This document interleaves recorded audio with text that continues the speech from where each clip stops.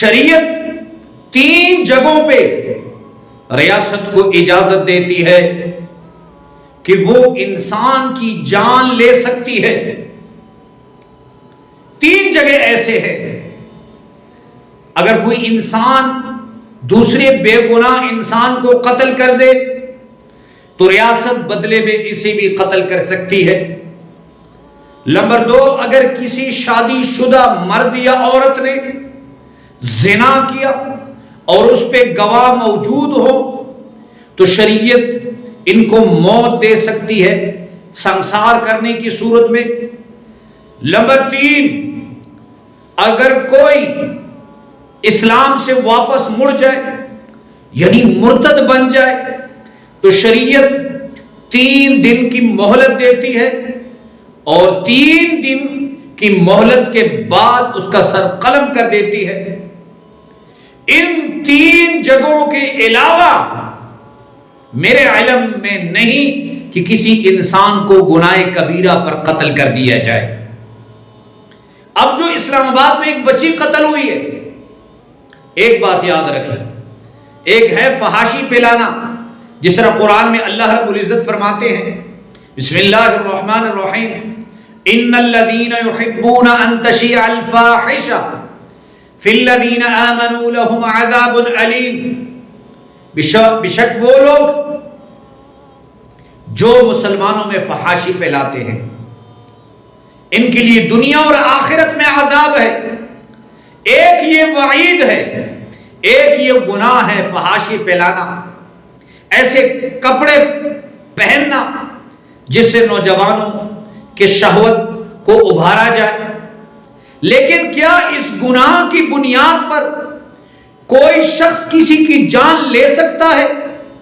یہ سوال میرا علماء اکرام سے ہے، اور وہ لوگ جو اس بنیاد پر قتل کی حمایت کرتے ہیں کہ یہ فحاش تھا لہذا اس کو قتل کر دیا جائے، میں ان سے پوچھتا ہوں کیا آپ کا نقطہ نظر شریعت کی بنیاد پر ٹھیک ہے یا نہیں؟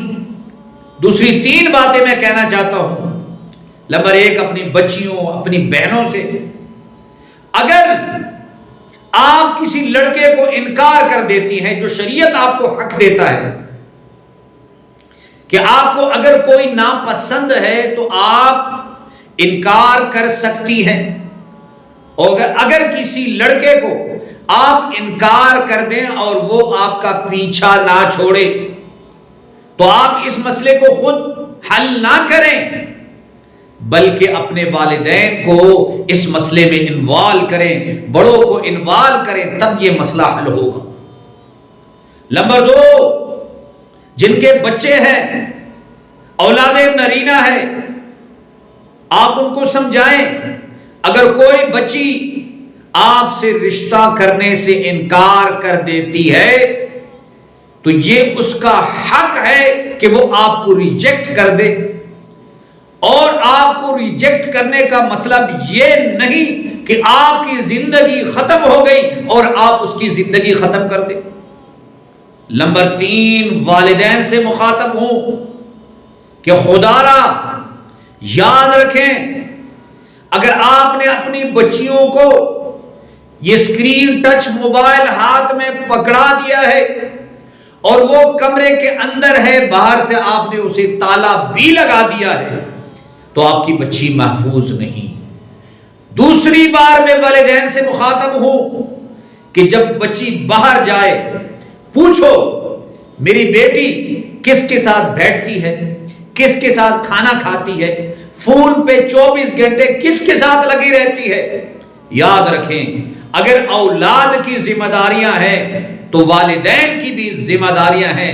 اللہ رب العزت ہم سب کو ہدایت سے نوازے اور اللہ رب العزت اس ارض پاکستان کو فحاشی جیسے مذموم گناہ سے محفوظ رکھے، اللہ پاکستان کی حفاظت فرمائے۔ وآخر دعوانا ان الحمد للہ رب العالمین۔